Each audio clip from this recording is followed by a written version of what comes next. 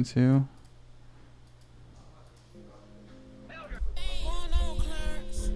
I believe we're live now. What's up? Maybe. Yeah, I think we are. Anyways, if we are, what's up, everybody? I'm here with me and Kelso. It looks like YouTube's not starting yet. Oh, yeah, there goes. What's up, everybody? Welcome to my stream. Welcome to my show. I'm here with Kelso. He's the editor-in-chief over at... Oh, sorry. You're really quiet, my dude. Let me adjust some things. Yeah, I think we are. Oh, echo for days. If we are, what's up, Kelso? Now we can hear you. How you doing?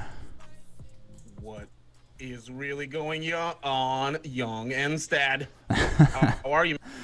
Good. You know, just hanging out. Just trying to push the crypto. Good word of crypto. You know. So, how you doing tonight? That I do very, very well. I love the show. Calling it like it is. I am a addicted viewer. I watch it. It's appointment TV here at the Kelso household. Excellent. Compound. We put Young and Stad in the background here, and we listen to. I love the one with Lundeberg. Yeah. That dude's a friggin' genius. Yeah. Scares me. Yeah, it's kind of I don't know how somebody can be so smart and like be all deep into Bitcoin dev side like he is and still like meme as hard as he does. Like, it's pretty impressive. What really pisses me off is that he's friggin' good at everything. Like it makes me mad. Like, he'll go through and he's a physicist and whatever, and so I get the coding stuff or whatever. But then he'll go through a legal text, like some sort of motion or whatever court case. Yeah. And he'll dissect it. And I'm like, who is this guy? Like, I have somewhat of a background, like being able, just my profession, like reading this kind of stuff all the time, and he finds stuff I'll never find, and just the minutia. Anyway, that guy pisses me off. But yeah, he's what a brain. I'm so glad he's on the BCH. Yeah, man, I love Mark. Yeah, I mean, what's up, Mark? Hope you're watching. If you're not, well, hopefully you watch this later. What's up? Everybody loves you. Thanks for the schnorr. Thanks for the schnorr, right? Schnorr. Yeah, for viewers that might not know who you are, you kind of want to introduce yourself here? Yeah, man, I'm the editor-in-chief out at the pirate ship that is coinspice.io.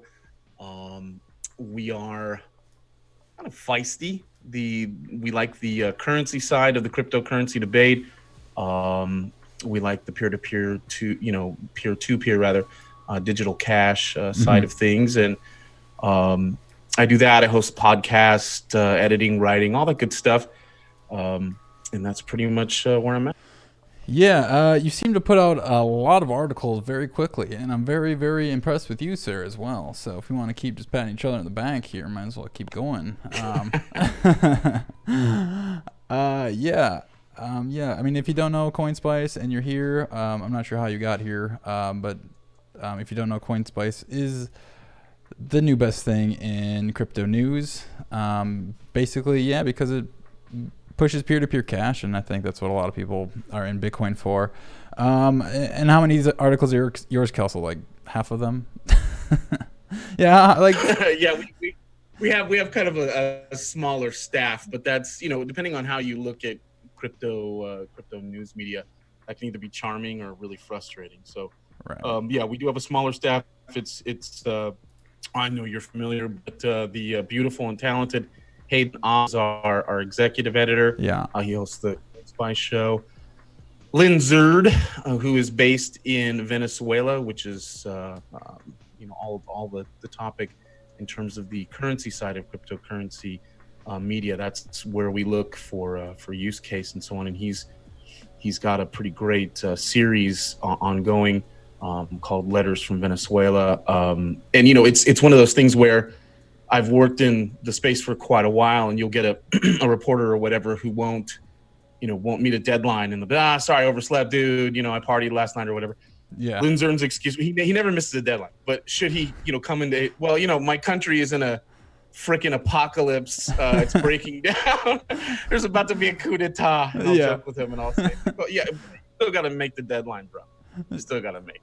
If people are shooting, I need you to file. Okay. Yeah. But no, he's a champ, and that's pretty much our team. Peter Ryan comes on. You've done some great work for us. We rely quite a bit on the on the community to do op-eds and but yeah, we're small, but I think pound for pound we're starting to punch pretty well. Yeah, I really like the kind of the metaphor of a pirate ship. I think that's like a great way to think at Coin Spice is that it is a lot of different people and they'll kind of bring their own thing, but it's really like I mean Bitcoin Cash is always called like the anarchist coin, so it's like pirates are the anarchists. So I think it works. But yeah, Coin Spice is awesome. I believe this is what I'm looking at. What's going on, Electron Cash?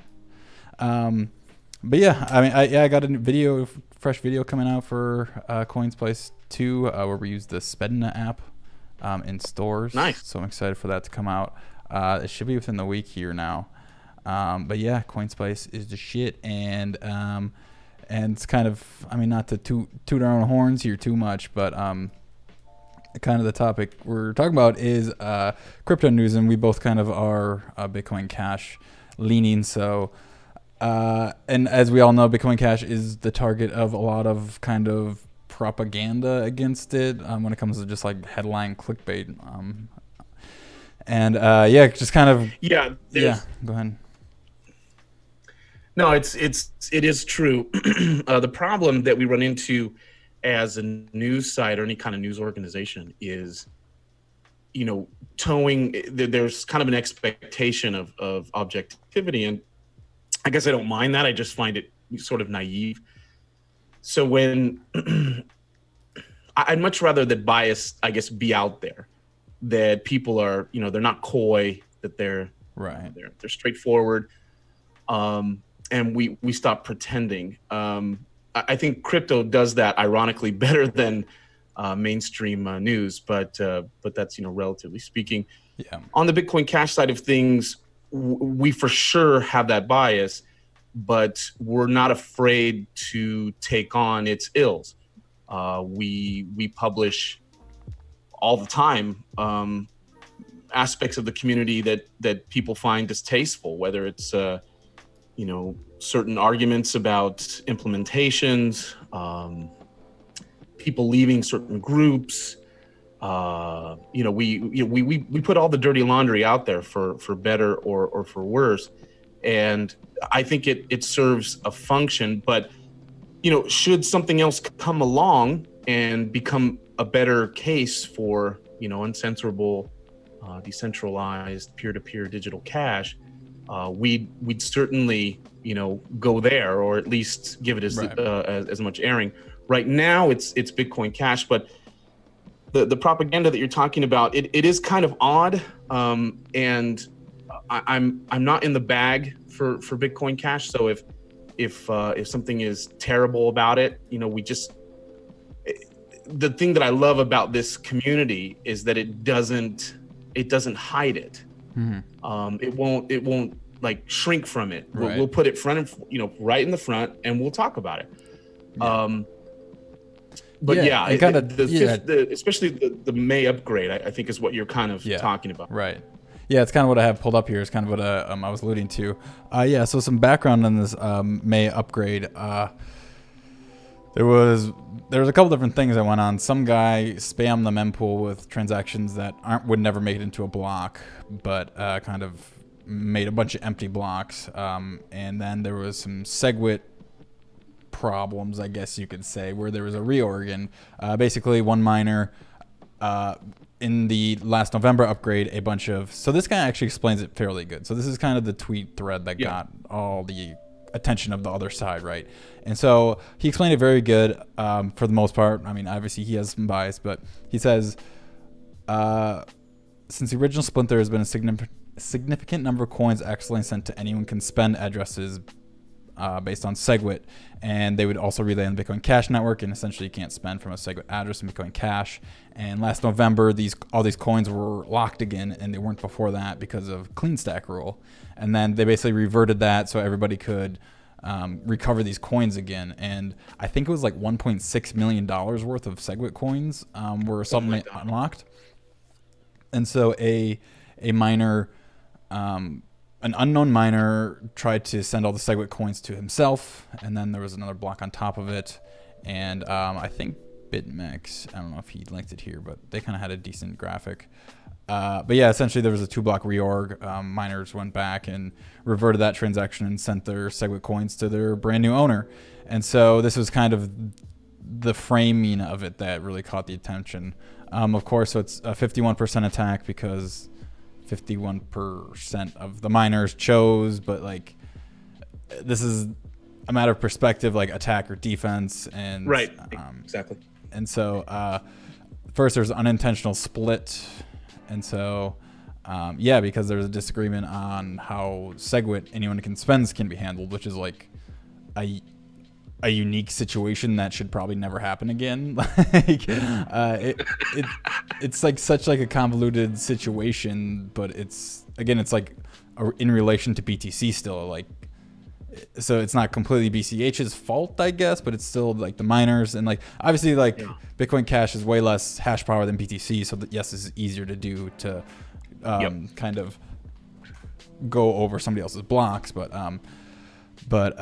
yeah, I mean, you have anything to say about this real quick? Like they even linked a CoinSpice article about the attack. Yeah, and that's fair. You know, like I appreciated that actually, that they were willing to put up what maybe some would perceive as slightly favorable towards Bitcoin Cash. Yeah.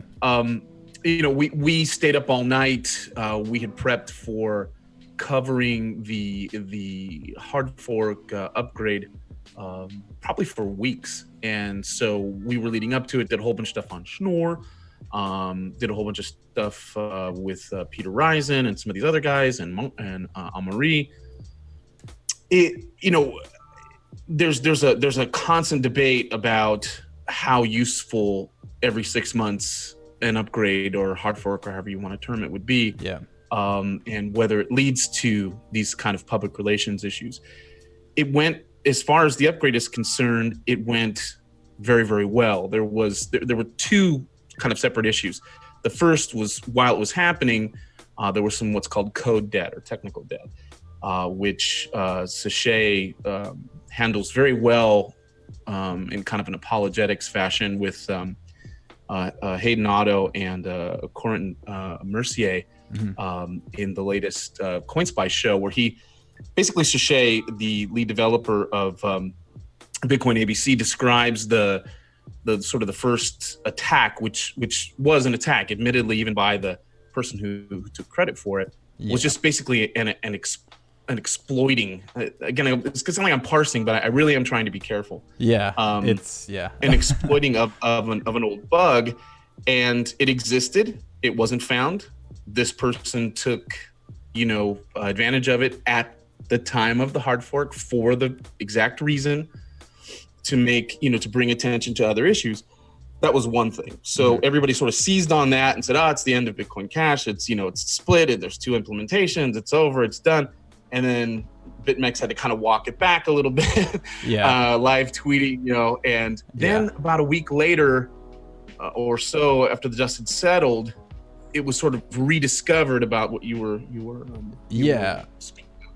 The SegWit coin, the getting those addresses back and making them useful again was termed to be an attack, whereas you could, I think, make a pretty legit argument that like BTC Top and BTC.com were actually trying to, essentially deliver them to their rightful owners rather than. So you have what's called honest miners, which are actually spoken of in the white paper, and there's a whole bunch of sort of nitty gritty details you can get into about it. But I think the point we're trying to make tonight is that it's not so clean cut. That there's actually good arguments on both sides. It was not an attack in the sense that there was somebody hostile trying to take over the chain, but it does show that something like, not a rollback but I mean something like that can be done. But it was almost kind of the point of the upgrade in the sense that they wanted to allow, maybe not this exact scenario, but something like it to occur. So that's the subtlety that kind of the major crypto press did not. Maybe CoinDesk did a little bit, but some of the major press did not touch on. They just it seized on it.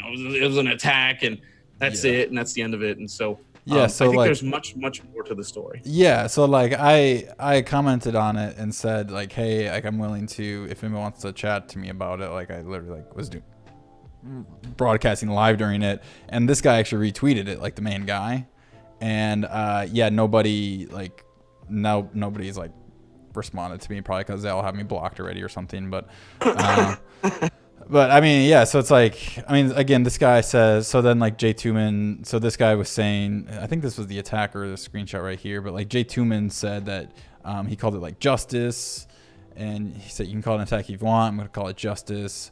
And then again, it's just like, right. but again, it's kind of this weird situation because Bitcoin Cash is a minority chain, so like, I mean, yeah, it's less secure, but like if it's like $1 million transaction like it was, like yeah, it's going to require more blocks on BCH to be more secure than BTC. And so like this is again like a complete unique situation, and it's whoever can spin it however they want. And this is kind of like the attacker's manifesto, I guess you should say. And if you haven't read this yet, check it out.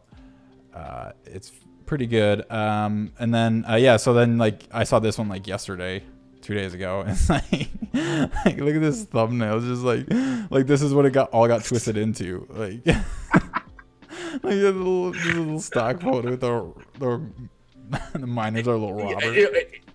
Again, like Bitcoin Cash is strong enough as a community and as a project to withstand all of this. So I don't think anybody's really worried about that. Right. But I think the problem that a lot of the outside media doesn't understand in our situation is that we talk about this stuff all the time. Yeah. This is a constant, I guess, point of conversation, and it gets contentious and people go back and forth. It's not something, the crypto Twitter stumbled on it, and then it's kind of been blown out of proportion, but it's something that we've talked about. It's something that we're not at all shy, or this didn't take us by surprise. Right. And Sachet, interestingly, has, if you watch the interview with Otto and Mercier, he's sort of interesting in the sense that he goes, well, yeah, that's stuff like that's going to happen if there aren't resources, dedicated to development teams that can deal with code debt, tech debt, which is kind of what you sort of inherit along the way. And if you don't have a steady, sort of cadre of developers. Right. Yeah. But anyway, go ahead. I didn't quite have the time to check that out, but I kind of got like the summary of it. And we did have a question in the chat from our local friend, FreeGenX. What is the plan to raise money for ABC devs? So that's kind of like, I know he said like maybe like an organization of some sort, but like those things have seemed to never really kind of worked out. But it's like, what is the solution? The Bitcoin Foundation. That's what we're all groping at, right? So this is what I love. So everybody else flips out over this kind of stuff, and I love it, that the fact that we take it head on. Sachet goes out and says, we need to be more like Blockstream. Now, if you want to get the Bitcoin Cash community heads to explode, say that sentence, and just kind of let it pregnantly, sit there for a while. But he doesn't obviously want to be Blockstream, but his point is that they have dedicated funding to the development side and a strategy. Right, exactly. And so he is more, I think, partial to something like a Linux Foundation, where companies and businesses, merchants, enthusiasts, investors who all will benefit by the value proposition of, say, a Bitcoin Cash or whatever project, in this case, Linux, that they fund it. Mm-hmm. And that provides the stream for, what everybody understands to be a dedicated team, dedicated implementations. But there's an argument against that. There could be a consolidation. Sounds like of power, centralization. Yeah. So the answer isn't always, apparent, but the problem is there, and we do no good at all by ignoring it. Yeah. It's how do you fund a decentralized development team? Again, it's like exactly. It's like the incentives like should be there, but it's people don't want to pay them or something, or it.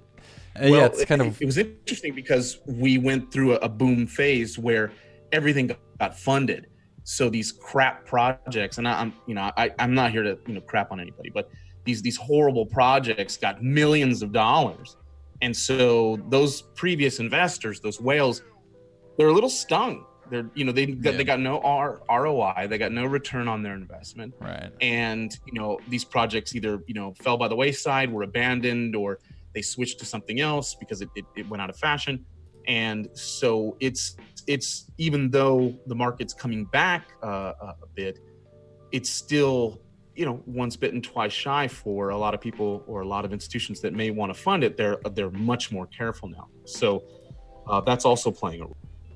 Yeah, it's like because again, it's like a decentralized thing, and you're not going to see profit or a return on it like that. I mean, like if you have a clear product, you can maybe see sales go up after you release a commercial, but like this, and a super manipulated market like this, it's where do you it's like how do you measure the price going up? Like it's very arbitrary.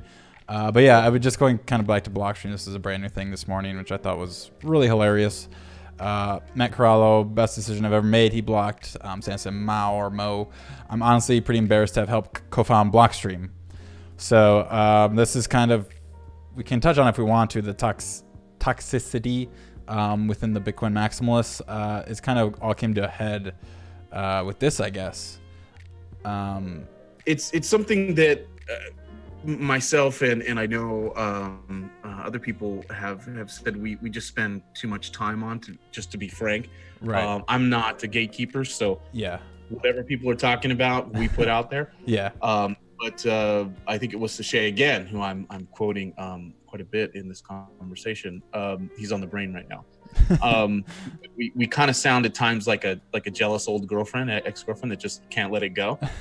And we need to spend more time focused on Bitcoin Cash. But this is interesting. And so whether it's Peter McCormick getting his ass handed to him like pretty much weekly by these guys, or Matt Corallo now, backing away. And there's been more. They've gone after journalists.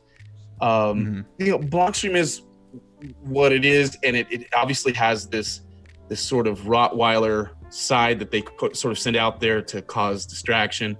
And then they have the serious side. And I think a lot of people, once all the drama is done, they really respect a lot of the developers there. Yeah. And I know some Blockstream people who are very, very good people. Right. Right. Yeah. It's the problem is that we get tied down on these things, but yeah, man, there's definitely like the more you can just kind of show silently, just put it up there and let people evaluate. Right. The censorship, the toxicity, all that stuff. You don't really have to do a victory dance. Like people go, oh, these guys suck after a while. Yeah. I'll agree with you, but yeah, it's one of those things that it's like, do we linger on it too much to kind of like warn the noob, protect the noobs type thing, or like where do we spend our attention? But yeah, I agree. It's always like heads forward is the most productive way of our time. But I was actually going to go back to this guy, Eric Van Wind, this author here. I tried to find who he was, and I don't think like he exists. So I think I like, this is the kind of stuff I love. So this drives people crazy, but I love the fact that all these mirror sites are out there, all these scam sites are out there. You got to stay on your toes if you're in crypto, man. We're not going to hold your hand. There ain't no safe spaces here, fool. Like you better whenever you read, that goes for CoinSpice. Anything I put out, of course, anything I put out is 100% true. But anything I put out or we put out or anybody puts out, you have to be skeptical. You got to go, wait, whoa, what's the agenda here? What's behind this? Just like you're doing. You don't have a journalism master's degree, PhD. You don't need one. You just click on him. Who's this guy? Google him. He doesn't exist. Where does this site come from? Existed for 4 days. He only, you know what I mean? He only writes He only writes in May 6, 2018. And this you know what I mean? Like, yeah. I mean, but I love it. I love that they exist.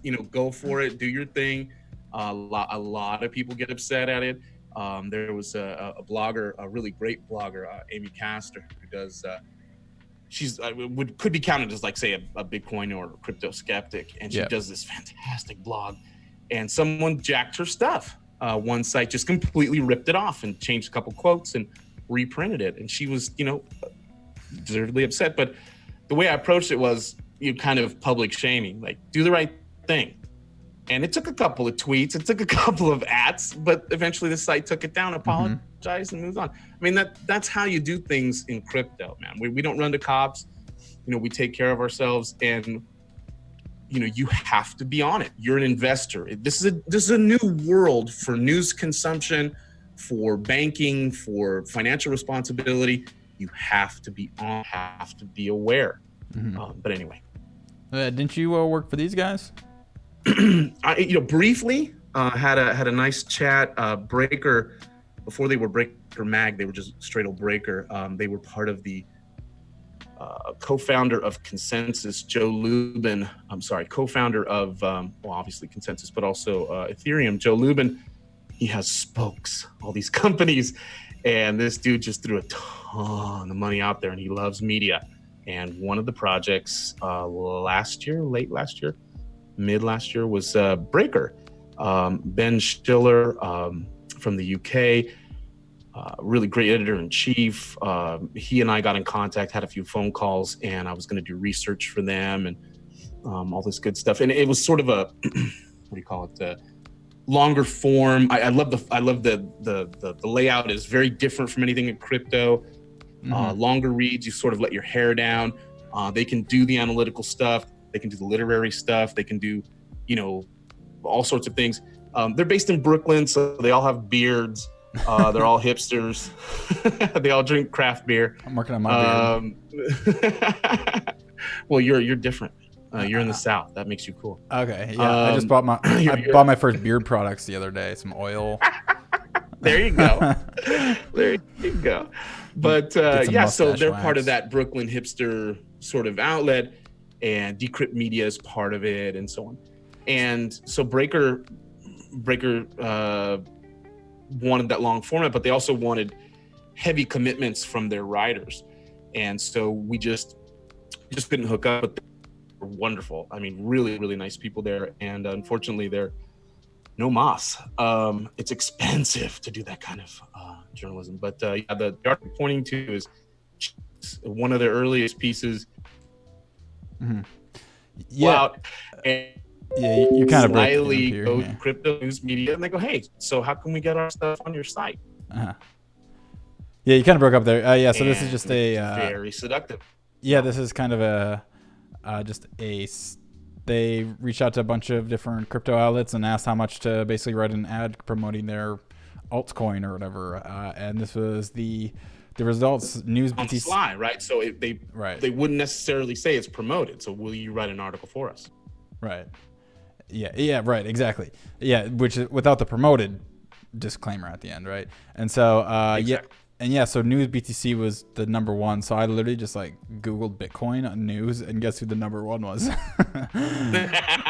News BTC. Yeah. That's why you're paying $4K because There you go. So and that's something that businesses.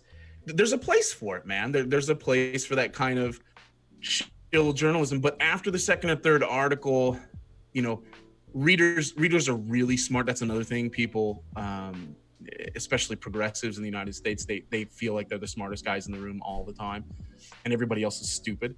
And so what they'll do is all the readers are dumb. We have to protect them. Readers ferret you very, very fast within the first 2 or 3 articles. Okay, I know what this is about, and they know where these guys are coming from, and they put you in a box.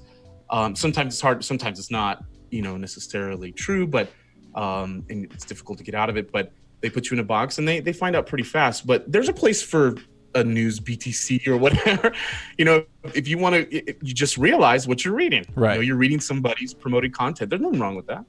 Should they all, if you pay for it, do you think it should automatically have a disclaimer? Morally, I guess, personally, not legally. Yeah, right. I got you. Right.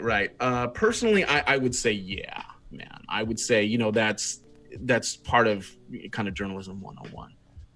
But I'm willing to say that it's hard to get, crypto media going, and who knows? It's probably not the entirety of News BTC, and maybe they use some of that. So in other words, you have a music label and you're putting out garbage. Katy Perry and all this other stuff, and it sells a ton of records. And you use that to sign your Nirvanas. You use that to sign your cool rap acts or whatever.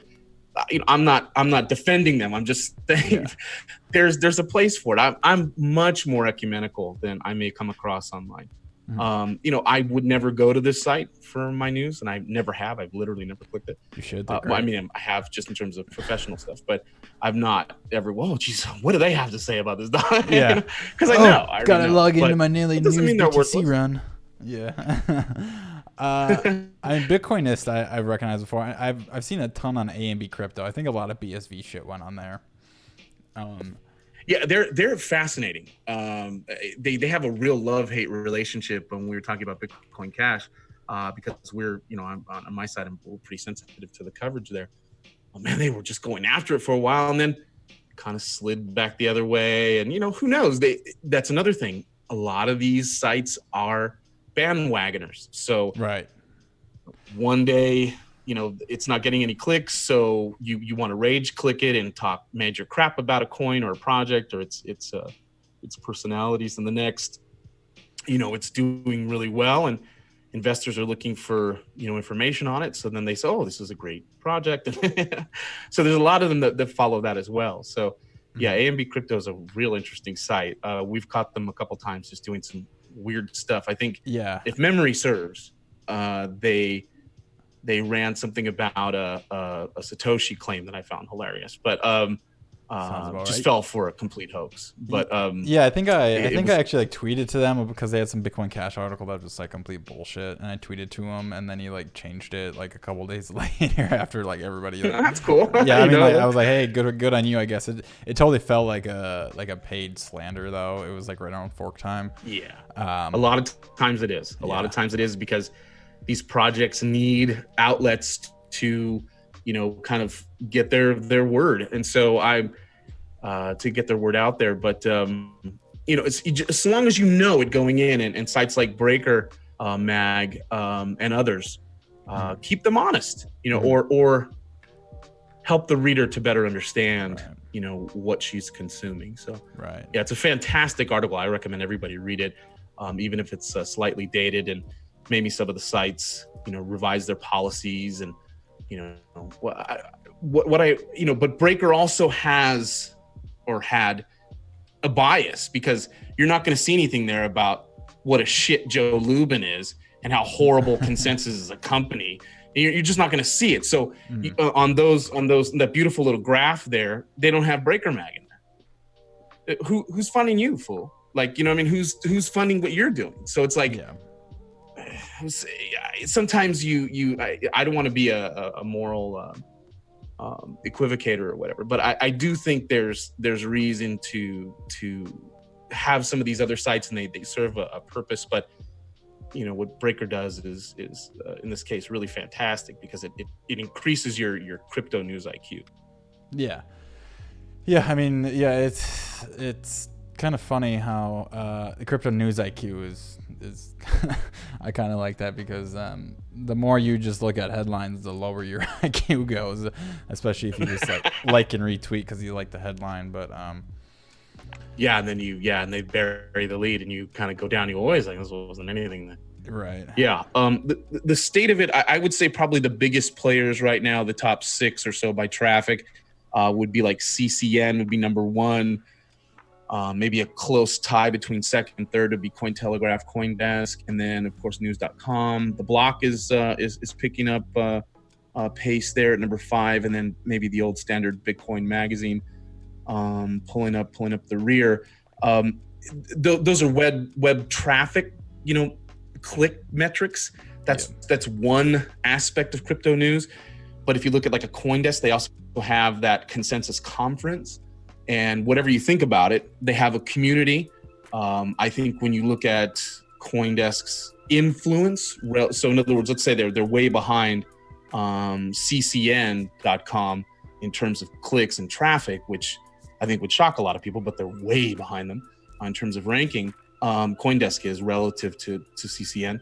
Hardly anybody relative to CoinDesk cites CCN. So when you're looking for governors and, you know, the SEC and these people, you know, they will cite CoinDesk.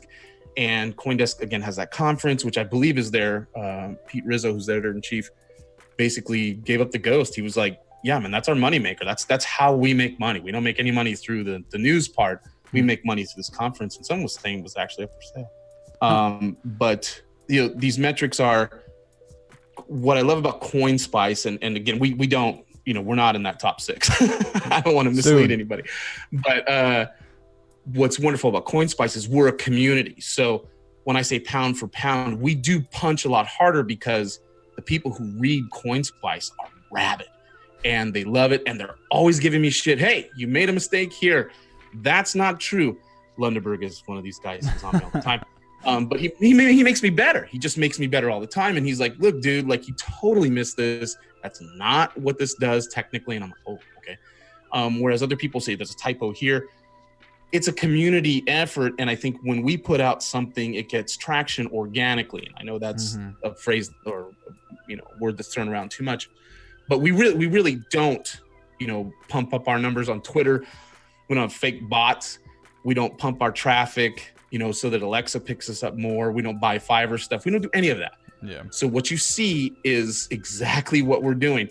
And there's value. There's value to, we have a place. Like not everybody needs to be number one, but you know, I think when we're mentioned in the same breath as those sites, and when you consider how small we are in terms of funding, there's no corporate backing, there's no, you know, major whale behind us. I think you better appreciate what sites like CoinSpice do. Right. Yeah, it's like the independent journalism of crypto, really. I mean, it's one of them, yeah. And there's some wonderful independent journalists out there doing great stuff. You among them, some of the best arguments, some of the best videos, the best apologetics I've seen. You know, you also go on to other people's sites, other people's shows. Not afraid to mix it up, get in there, put your personal brand out there. So yeah, there's a lot of really wonderful people doing great things. Yeah, I appreciate that. Yeah, it's like I can respect all the news sites if they're paid or not, as long as they're like not blatantly telling lies, right? Like sure, have your bias and shill your investment, but don't make shit up, right? I mean, I think at the end of the day, that's where it kind of crosses the line. And like you said, I mean, people are even on your shit when you like make a little mistake, technically even. And I think that's good. And I mean, just kind of tying this in, just CoinGeek's a classic example of shilling using whatever means possible. This was them about saying they're in debt $300 million to the Taiwanese chip supplier, which is like completely false. Like they even put out a tweet saying like TSMZ put out a tweet saying like, hey, we're good. And I think they even like misquoted Jihan at one point, like a blatant misquote that he literally just like never said. They put in this article and they don't even apologize or anything. They just are just like, but that's the whole BSV echo chamber, if you want to call it that. But yeah, full disclosure, I was a columnist for them. I want to say mid 2018, and I wasn't really part of the editorial staff or anything like that, but I was a columnist out there. Bill, the editor-in-chief, is a nice guy, and I enjoyed it. I was able to, you know, do whatever I wanted in terms of writing, but again, I wasn't part of the staff or the team, and I had no insight in, you know, the machinations of CoinGeek. Yeah. I think it started. It wanted to become kind of a straight news site, and I'm trying again. It sounds like I'm talking mad shit about all these other sites. I really am not. I honestly am not. It's all right. They can talk shit about CoinSpice. We don't care. But they started out as wanting to be a straighter news organization, and they sort of aped the news.bitcoin.coms of the world, where they tried to cover the globe and you know, while, you know, throwing in some at the time Bitcoin Cash stuff, some polemics.